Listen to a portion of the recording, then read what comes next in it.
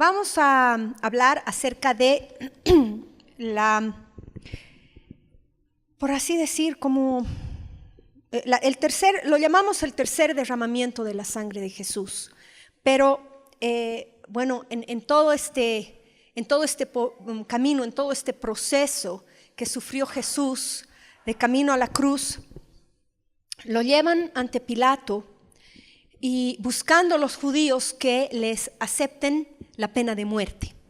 Recuerden que de acuerdo a su cultura ellos no podían matar a alguien por, digamos, legalmente, por su juicio, pero los judíos ya le habían decretado pena de muerte. Entonces estaban buscando que por medio de del gobierno romano se les otorgue a matar a Jesús. Entonces Pilato, viendo que, dice la Escritura, viendo Pilato que no había mal, que no encontraba un delito digno de muerte, lo manda a latigar a Jesús.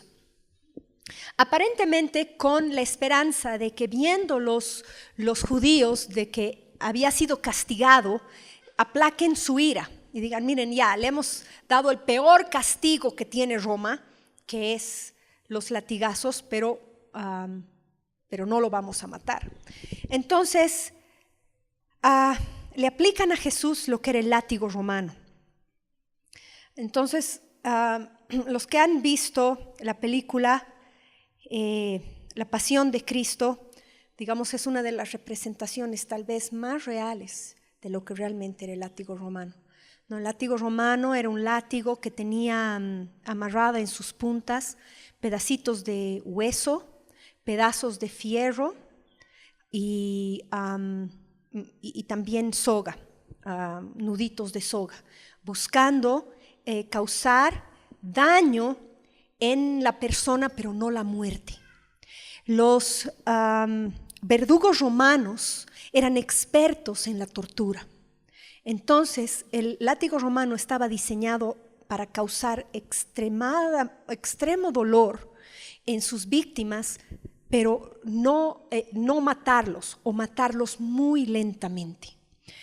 Entonces, cuenta la historia que era tan doloroso el látigo romano que muchos reos, muchos presos, muchos hombres de dolor se mordían la lengua de tal manera que lograban arrancarse la lengua de dolor. Y cuenta la historia que había así, digamos, era una cosa sanguinaria, la persona sangraba. Entonces lo que pasaba era que el látigo romano te empezaba a arrancar pedazos de piel, ¿no? Penetraba a nivel superficial, a nivel muscular, y empezaba a reventar pequeñas arterias, empezaba a reventar todas las terminaciones nerviosas del cuerpo. Muchos se desmayaban de dolor. Pero dice que Jesús, mientras recibía los latigazos, no dijo una sola palabra, no se quejó ni reclamó. En la película, una de las cosas que me sorprendieron cuando vi, solo la he visto una vez porque no creo que pueda yo resistir verla dos veces, era tan chistoso cuando fui a ver la película, no me imaginé que eran 2 horas de tortura, porque si hubiese sabido creo que no hubiese visto la película, ¿verdad? Pero desde que comienza, o sea, es muy poquito así la introducción y después comienza 2 horas y media, creo, no sé cuánto dura la película, pero son 2 horas de tortura, que ves cómo lo torturan a Jesús durante 2 horas. Yo me acuerdo que desde que ha comenzado la película hasta que ha terminado la película no dejaba de llorar. Y todos los del cine, señora, cállese, yo no podía dejar de llorar. Y cuando terminó la película, le digo, David, llévame a la casa.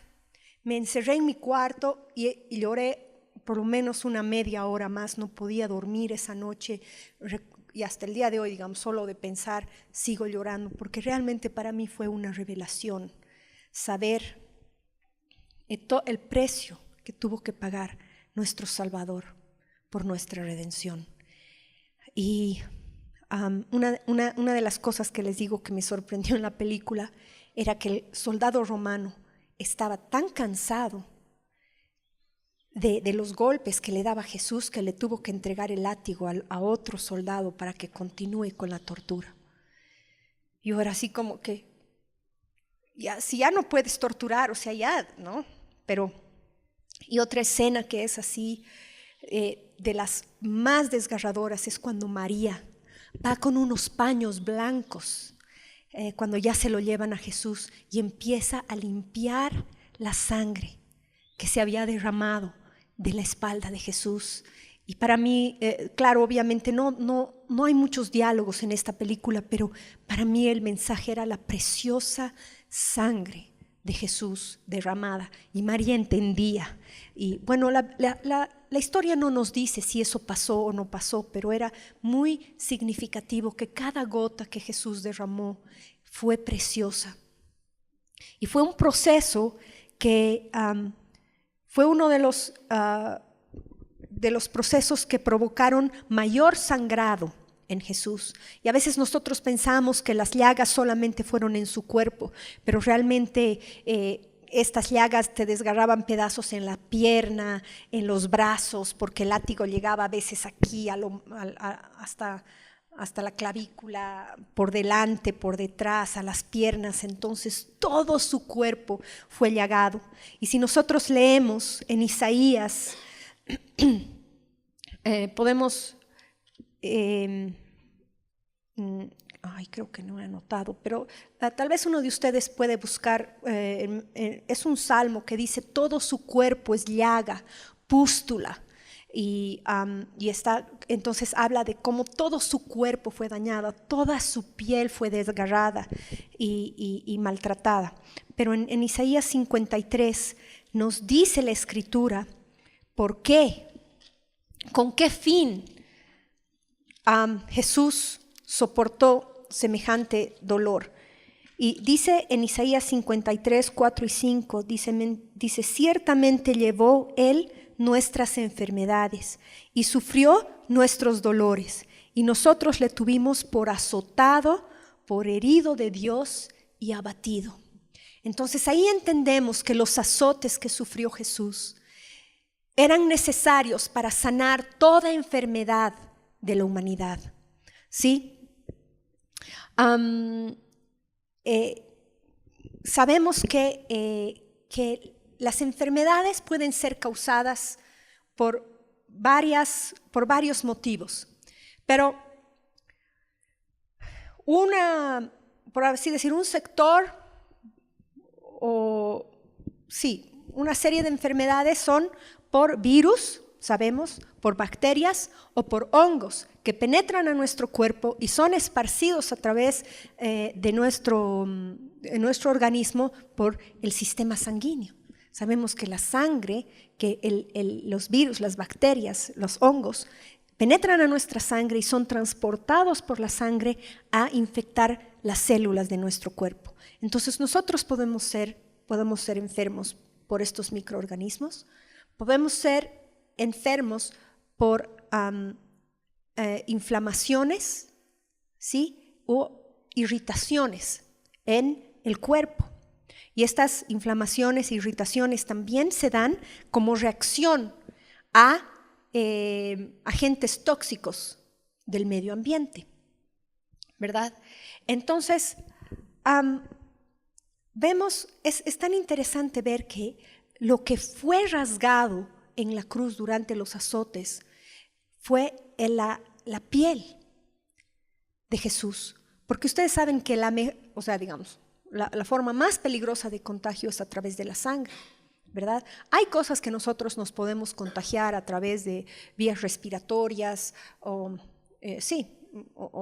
¿verdad? Vías respiratorias principalmente, pero la peor forma de contagio es a través de la sangre, ¿verdad? Hay enfermedades como el SIDA que solamente se contagian por medio de la sangre y por otros medios no pueden penetrar a nuestro cuerpo.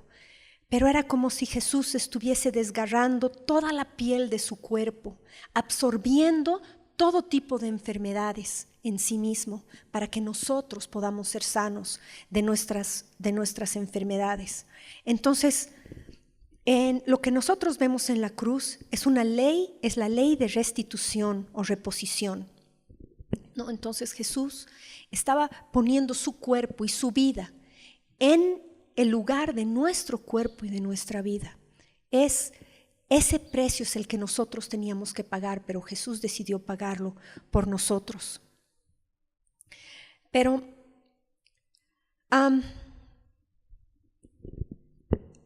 yo pienso que las enfermedades son consecuencia del pecado, ¿verdad?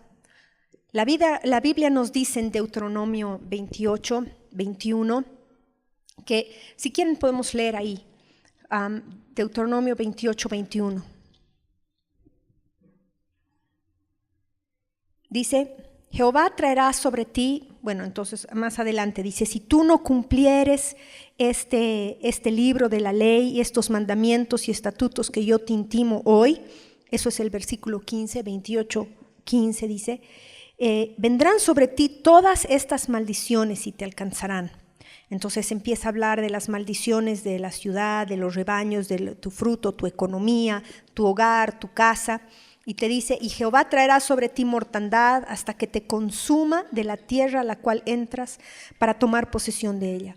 Jehová te herirá de tisis, de fiebre, de inflamación y de ardor, con sequía, con calamidad repentina y con añublo. Y te perseguirán hasta que perezcas. Y los cielos que están sobre tu cabeza serán de bronce, y la tierra que está debajo de ti, de hierro. Entonces vemos que la enfermedad es causa de la maldición por el pecado en nuestras vidas, ¿verdad?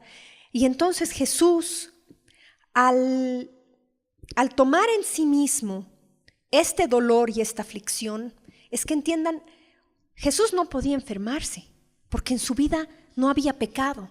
Pero lo que Jesús sí podía hacer era exponer su cuerpo a toda enfermedad para ser absorbida por él. Entonces yo pienso que la cruz de Jesús o las llagas de Jesús son como una gran aspiradora que puede atraer toda enfermedad de tu vida si tú la permites, si tú permites que Dios saque esa enfermedad.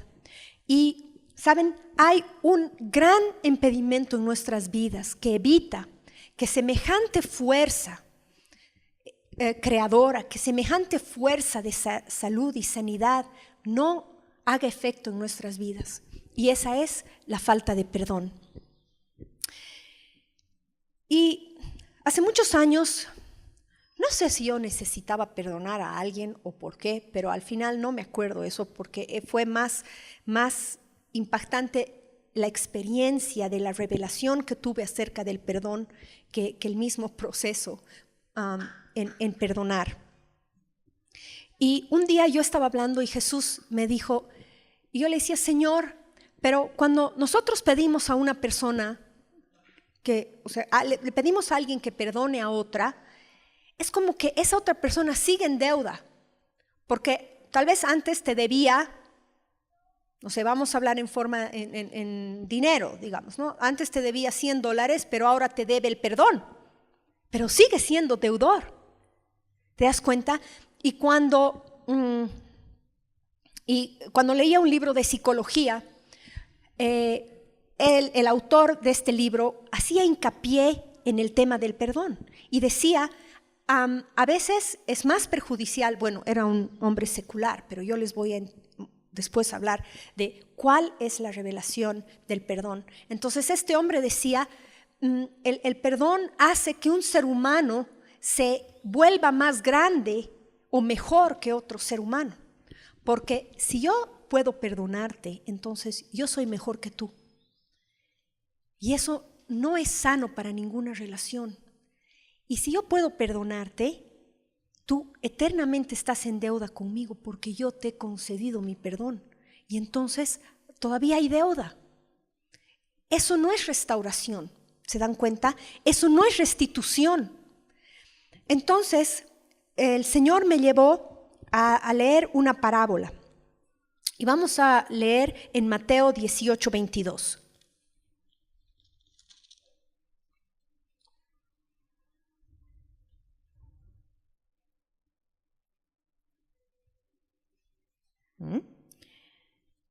Ya, entonces, un poquito antes dice, en el 21, entonces se le acercó Pedro y le dijo, Señor, ¿cuántas veces perdonaré a mi hermano que peque contra mí? ¿Hasta 7? Jesús le dijo, no te digo hasta 7, sino hasta 70 veces 7.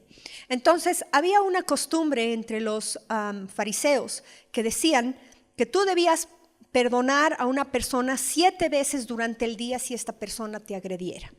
Y más o menos que si ya te agrede más de 7 veces, entonces ya estás absuelto de tener que perdonarle. Entonces los fariseos decían 3 veces. Entonces Pedro, haciéndose al muy capo y al más santo, le dice, Señor, entonces digamos, los fariseos dicen que tenemos que perdonar 3 veces en el día. Y entonces nosotros 7, digamos, es un número perfecto, es el número de Dios, digamos, ¿no? Tenemos que perdonar 7 veces. Y Jesús le dice, no, te digo, hasta 70 veces 7. Y una vez hice yo un cálculo y es como que si dividieras los días, las horas que estás despierto en el día para perdonar a una persona 144,000 veces, necesitas perdonar a una persona cada 3 segundos. Entonces ni tiene tiempo de volver a agredirte, ¿te das cuenta? Para que le vuelvas a perdonar. Entonces Pedro así como que, ¿no?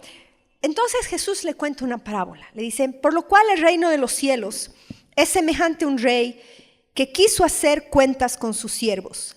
Y comenzando a hacer cuentas, le fue presentado uno que le debía 10,000 talentos. A este, como no pudo pagar, ordenó su señor venderle y a su mujer e hijos y todo lo que tenía para que se le pagase la deuda.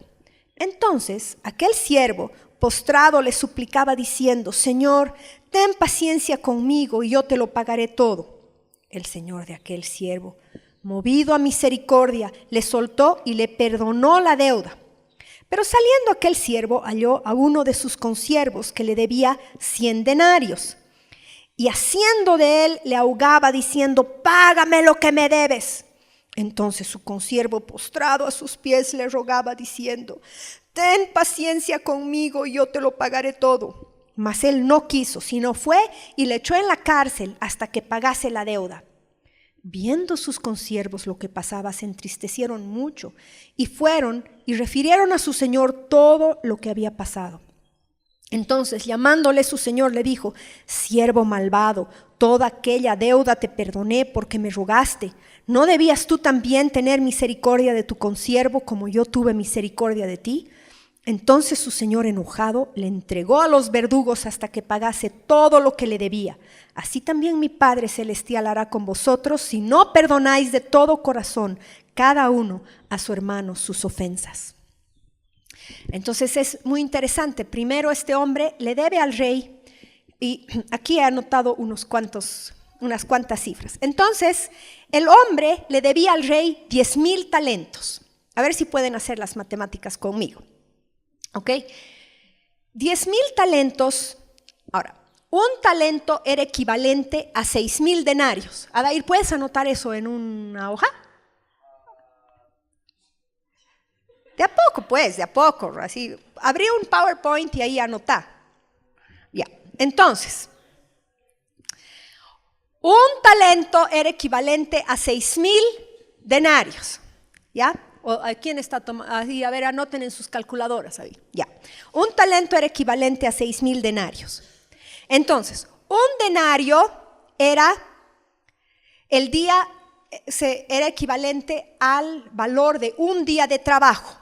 Vamos a hablar en días de trabajo, porque si hablamos en miles de dólares, no se puede, ni dólares, ni bolivianos, ni nada. Vamos a pensar en algo que es real para nosotros, ¿ok? Entonces, un denario era un día de trabajo.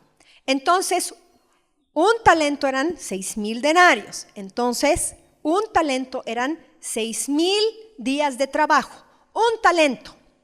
Y este hombre debía 10,000 talentos.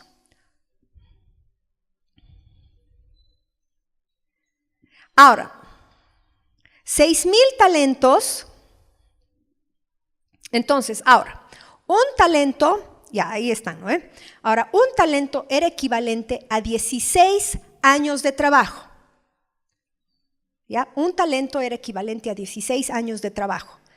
Y este hombre debía 10,000 talentos. ¿Cuántos años de trabajo le debía al rey? Un talento era equivalente a 16 años de trabajo. Sí, 6,000 dividí entre 280 días, 365, pero no trabajamos pues 365. Bueno, entonces, pero porque un talento era equivalente a 6,000 denarios.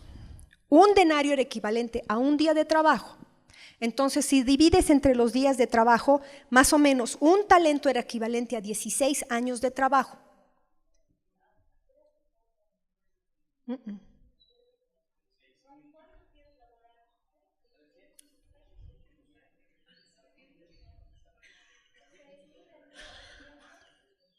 80. Ya. Bueno, he calculado. Son 16 años y he revisado en internet y Google no miente.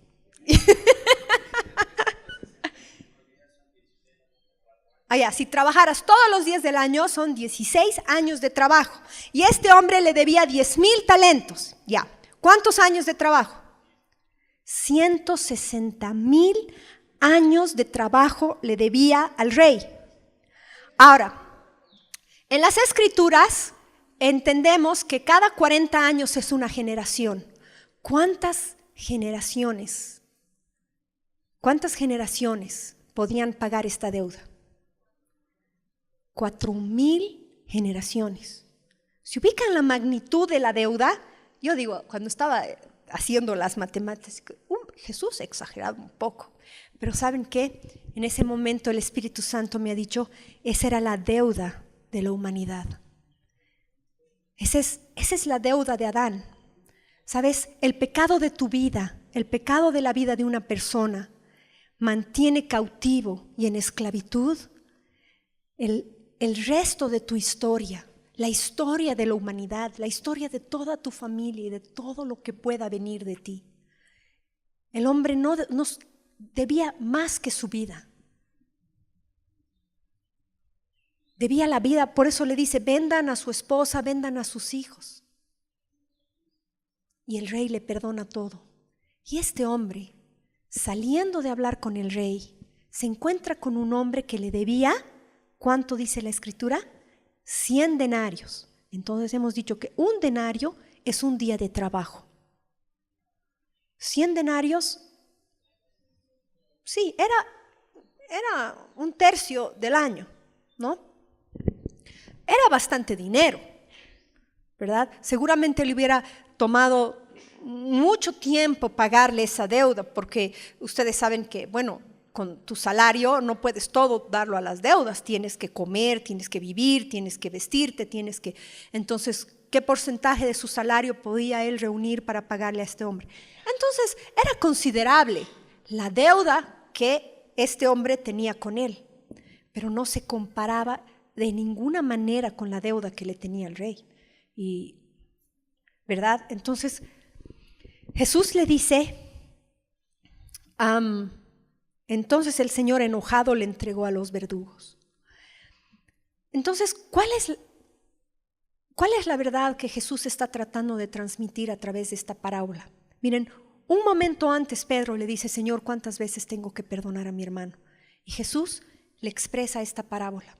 Y saben, yo creo que el secreto detrás de esta parábola está en que el perdón, Dios no pide que tú financies el perdón. Jesús financia el perdón por ti, ¿ok? Para mí, hoy en día el perdón es que Jesús te dice, ya, yo voy a comprar todas las deudas en tu vida. Yo voy a financiar. ¿Quién te debe algo? Ya. ¿Han visto cómo un banco le puede comprar a otro banco sus deudas? Y el banco que ha comprado tu deuda ya te puede empezar a cobrar. Y dime, ¿el otro banco tiene derecho legal de seguirte cobrando? No, ¿verdad? Entonces es más o menos igual. Jesús te dice, yo quiero que a mí me entregues todas tus letras de deudas. Quiero que me las entregues a mí. Y yo me voy a ocupar de resolver ese asunto. Es como que si David me debiera $1,000 y Jesús me dice, Vesna, yo te voy a perdonar estos $1,000,000,000, pero yo de alguna manera, ¿no?, recompensa más o menos a cambio de que tú me des tus deudas y yo les voy a cobrar a tus deudores. Mis deudores no alcanzan a $1,000,000,000, ¿verdad? Solo me debe $1,000. ¿Quién no va a cambiar una deuda de $1,000,000,000 por una de $1,000? Ya, Señor, tú cóbrate con él, tú arreglátelas con él, yo gaucha, o sea, yo tranquila, ¿verdad? Entonces, ese es el perdón. Nosotros como cristianos no podemos hincharnos de orgullo pensando que somos tan buenas personas que hemos perdonado a los que nos deben. La verdad es que Jesús ha comprado esa deuda y Jesús la ha pagado en la cruz. Y ese perdón le ha costado mucho dolor. Ese perdón le ha costado mucha sangre, cargar todo el peso de la humanidad sobre sus hombros. Entonces, realmente el perdón debería ser algo que nos provoca mucha humildad. Saber que cuando nosotros perdonamos a nuestro hermano no estamos haciendo ninguna buena obra. Dios no está impresionado con tu perdón, porque lo que Él te ha perdonado son 4,000 generaciones de deuda. Eso es lo que Dios te ha perdonado. Que tú perdones a una persona es, por así decir, es lo mínimo que Dios puede pedir de tu vida. Entonces, ¿qué crees que pasa cuando nosotros nos aferramos a nuestras ofensas? Cuando nosotros nos aferramos a las heridas que tenemos.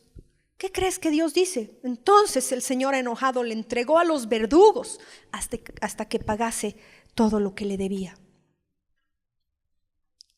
¿Sabes quiénes son los verdugos? Son los demonios en la eternidad. De eso está hablando Jesús. Entonces lo único que Jesús te dice es, cuando les enseñaba a sus discípulos a orar, le decía, ¿qué dice en la oración? Mateo 6:12, Jesús enseñándoles a orar a sus discípulos, les dice, y perdónanos nuestras deudas, como también nosotros perdonamos a nuestros deudores. ¿Saben qué? Esta es la única forma de redención. Porque además cuando tú le entregas a esos deudores a Dios, Dios hace restitución en tu vida. Porque, ¿sabes? Una persona, ¿cómo ocurre en el mundo natural? Una vez que, digamos, si alguien te ha herido y alguien te ha dañado, no hay forma que esa persona pueda restituir ese día, esas lágrimas, ese dolor en tu vida. ¿O tú crees que realmente hay algo que alguien pueda hacer para restituir los años que tú has vivido cargando esa herida? ¿O alguien puede devolverte tu niñez? ¿O alguien le puede devolver la pureza a una niña que fue maltratada?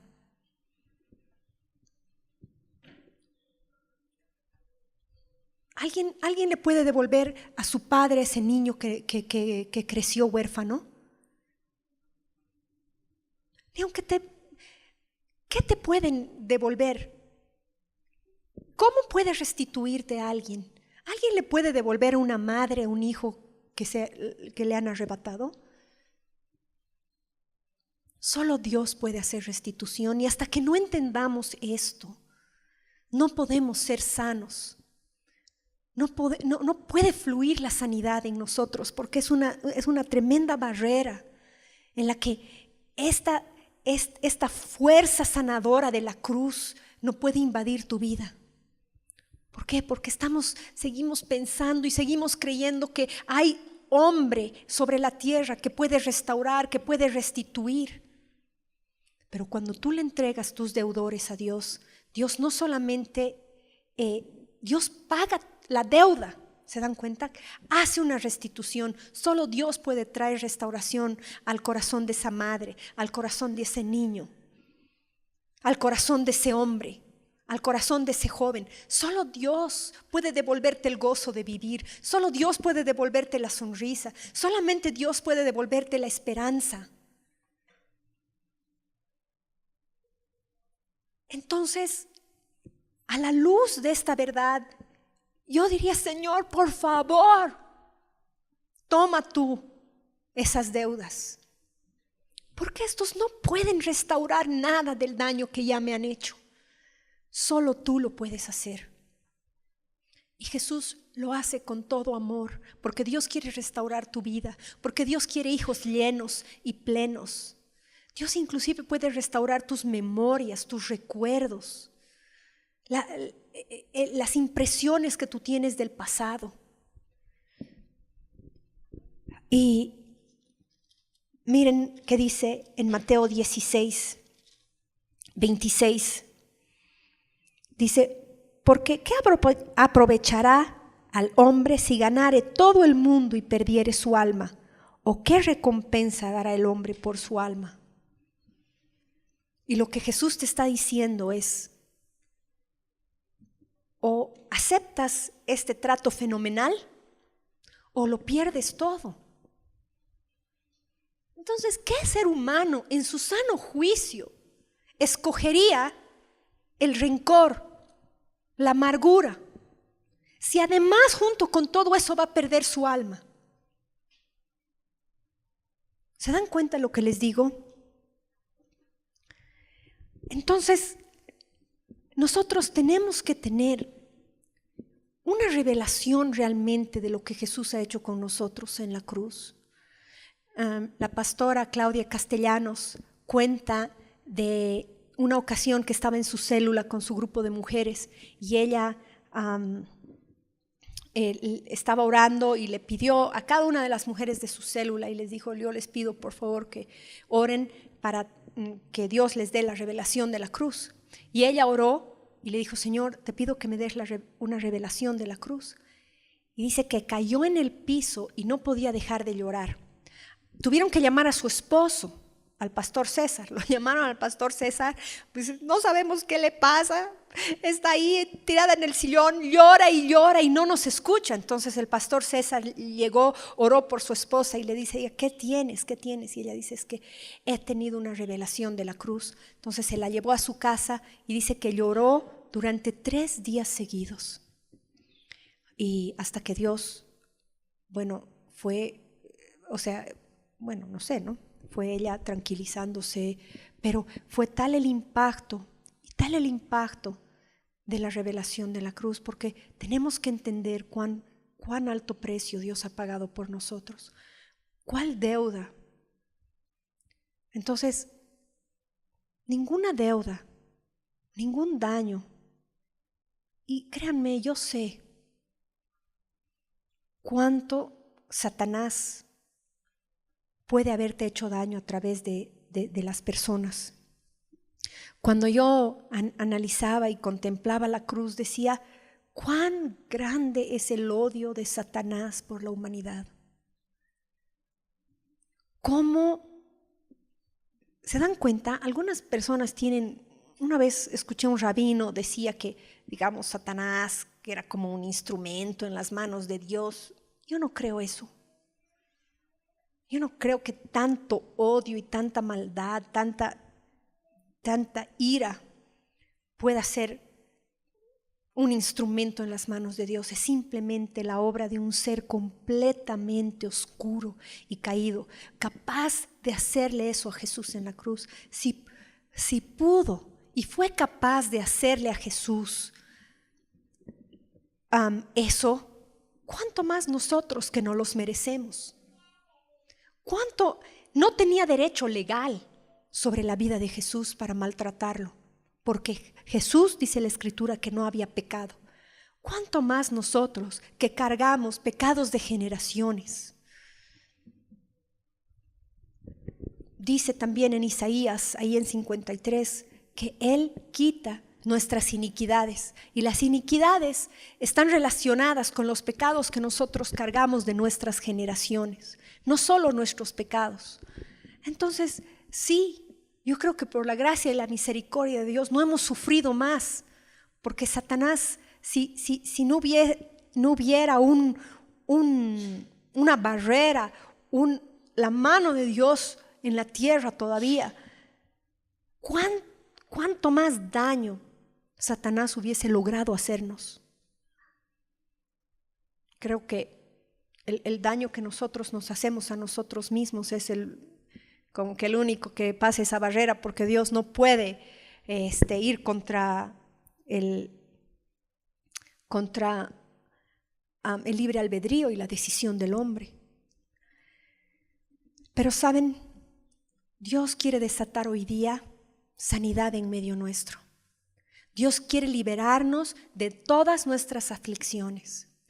Pero yo creo que esta mañana va a ser una mañana de gran victoria, porque si nosotros podemos entregar a todos nuestros deudores a los pies de la cruz, entonces podemos vivir una gran liberación, ¿verdad? No podemos ser, es como si nosotros no estamos dispuestos a entregarle esto a Dios, nos volvemos parte del equipo de Satanás.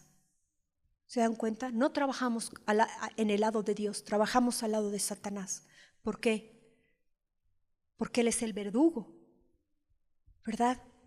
Entonces, que Dios se arregle con los que me deben. A mí no me deben nada, porque yo lo debía todo. Esa es la posición del perdón. Es una posición de humildad.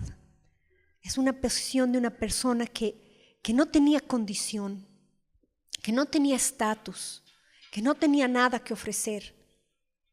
Y Dios te ha puesto en un lugar respetable, en un lugar enaltecido, en un lugar donde tu alma es librada, ya no debes nada y tus hijos son libres.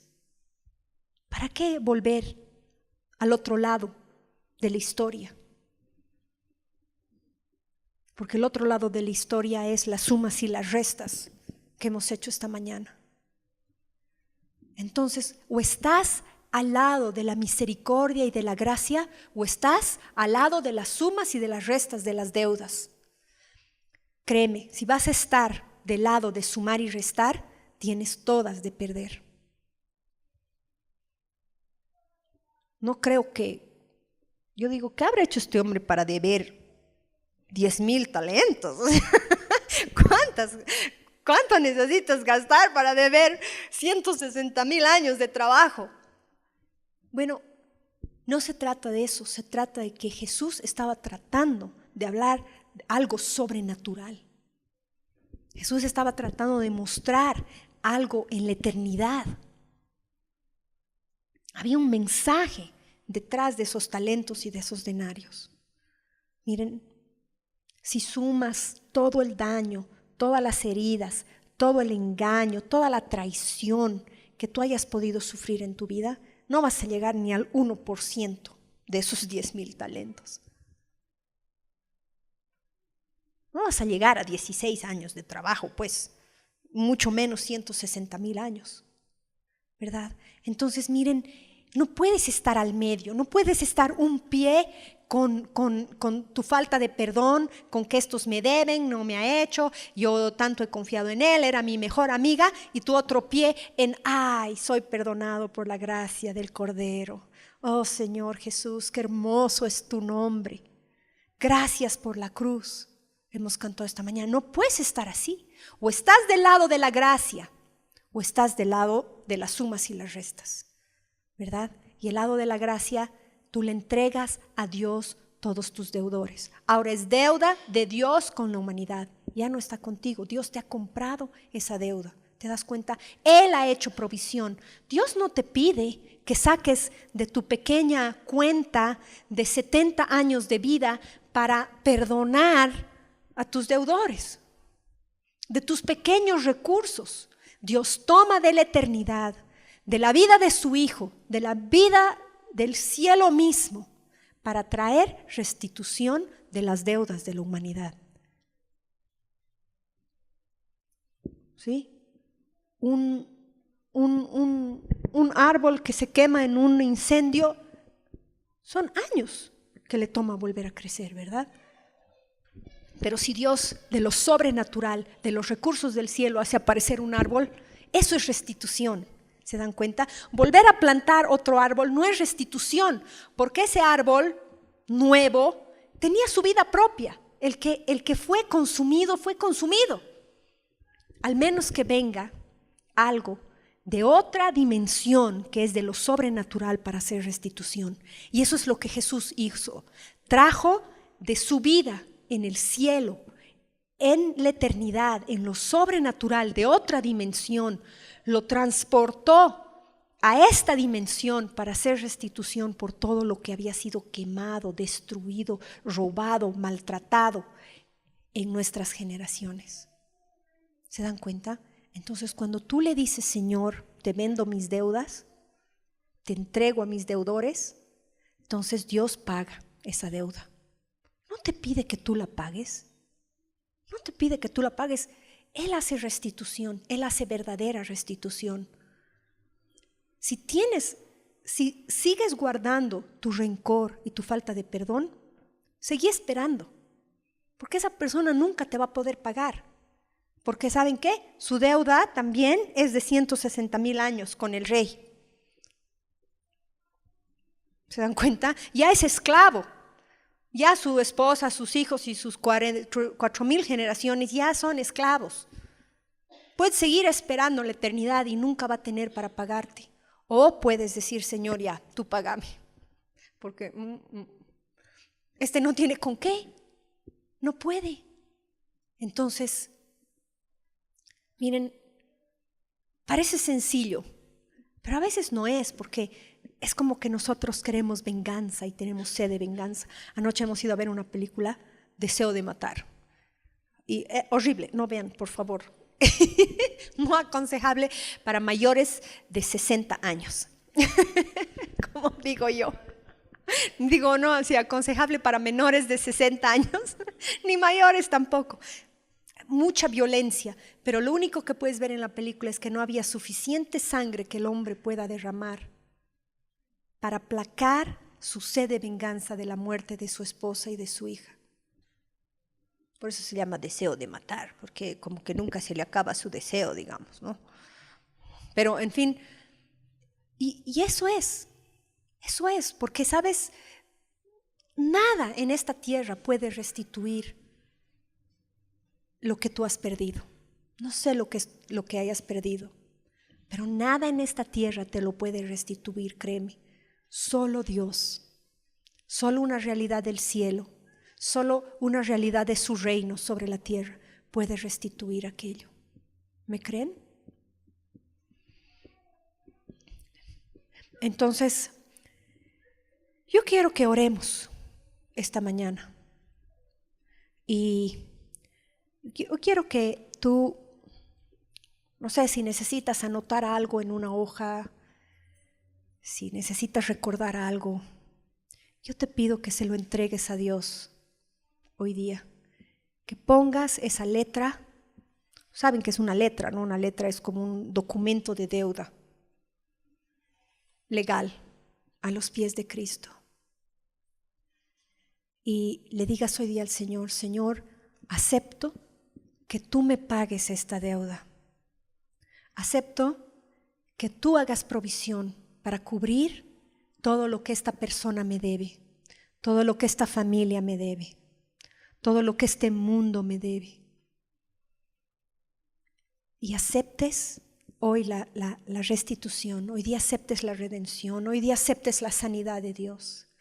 Y yo siento que tú vas a sentir como un torrente de aguas que vienen sobre tu vida para limpiar heridas, para limpiar enfermedades. Y hoy esta mañana se van a desatar enfermedades, de tu vida, y se va a desatar una sanidad.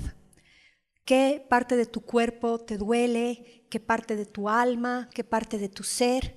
Dios quiere liberar sanidad sobre su pueblo. Yo les he hablado antes y les he dicho, la realidad del cuerpo de Cristo debería ser que caminemos en salud sobrenatural. ¿Saben? La Biblia dice que nosotros podemos estar expuestos a toxinas, a cosas tóxicas, a venenos, que podemos estar expuestos a este mundo, a sus virus y bacterias, y nada debería poder afectarnos, ¿sí? A situaciones irritantes y demás. Pero yo declaro que esta mañana esta realidad de salud y sanidad sobrenatural se desata sobre esta congregación, porque, ¿saben? Vamos a ser una congregación que vamos a caminar en la revelación de la cruz. Vamos a caminar en la revelación del precio que pagó el Hijo de Dios por nuestra salud y sanidad. Y aceptar enfermedad en nuestras vidas es aceptar que el sacrificio de Jesús en la cruz no fue suficiente. Decir que una enfermedad es una prueba de Dios es decir que ese dolor, que ese látigo romano no fue suficiente para pagar nuestra enfermedad. Es decir que Dios utiliza métodos satánicos para tratar con nuestras vidas. Dios no trata la vida de ningún ser humano con enfermedad. La enfermedad es inaceptable en el reino de Dios. ¿Hay enfermedad en el cielo? No. Entonces, ¿por qué tendría que haber enfermedad en medio de su pueblo si nosotros somos parte de su reino? Somos sus hijos. ¿Sí? La Biblia nos dice que somos el cuerpo de Cristo. ¿Creen que el cuerpo de Cristo debería estar enfermo? No, es una realidad que no debería existir. Es una mentira que vivimos, que aceptamos, pero que nosotros le damos, como decir, energía.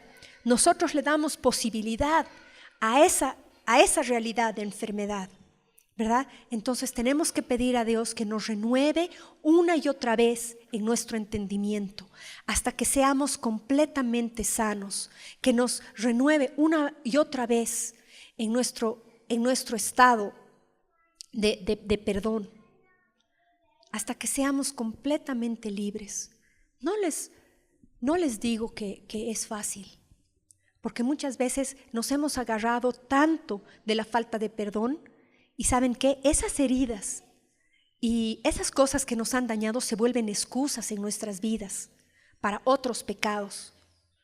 Se vuelven excusas con las cuales nosotros justificamos dañar a otras personas. Se vuelven excusas con las que nosotros justificamos nuestra falta de carácter, nuestra ira, nuestro enojo, nuestras palabras, nuestra falta de amabilidad y de cariño. A veces es más fácil acomodarte en esa posición de falta de perdón porque así haces lo que tú quieres cuando tú quieres, porque crees que tienes derecho por todo lo que te han herido y todo lo que te han hecho. Entonces a veces es difícil porque sabes que tu psiquis y tu subconsciente sabe que el minuto que tú renuncies a esas heridas y a esos maltratos, entonces ahora tú también tienes el deber de actuar bajo la influencia del Espíritu Santo y con los dones del Espíritu Santo. En amor, en gozo, en paz, en paciencia, en benignidad, en bondad, en mansedumbre, en templanza, en dominio propio. ¿Verdad? Entonces también esta mañana vamos a analizar la motivación que nosotros tenemos para no perdonar. Sí. ¿Qué quieres decir, Litochi?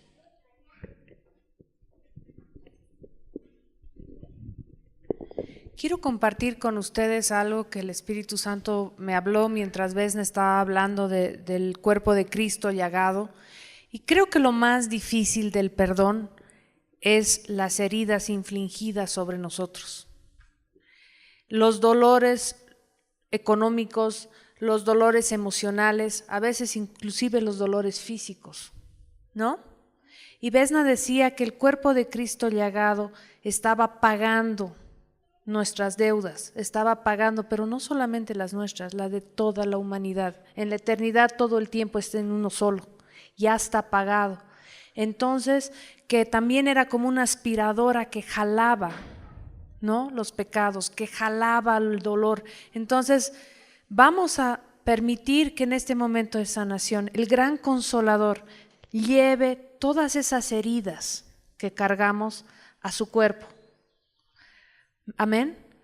Que Él recoja nuestra herida, que sane nuestro dolor, porque en el perdón eso es, no quiere decir que justifiquemos el acto del hermano, solamente quiere decir que eso esté en nosotros antes de que se haya hecho.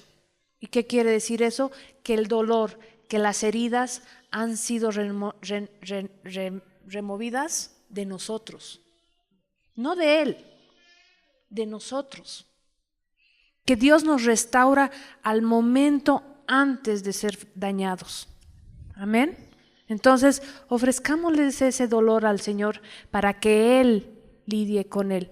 Lo más difícil como humanos es olvidarnos de lo que se nos ha hecho, de lo que todavía nos duele. Entonces, ofrezcámosle al Señor que Él lidie con esa persona y con esa deuda, pero también que lidie con el dolor en nosotros y que con su sangre nos lave del dolor, ¿no?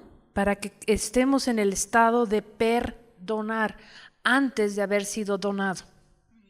Disculpa antes de que esa persona tuviera culpa. Entonces nosotros no tenemos que hacer nada y solamente nuestro Padre Dios es el que recoge, tanto en nosotros como en nuestro hermano.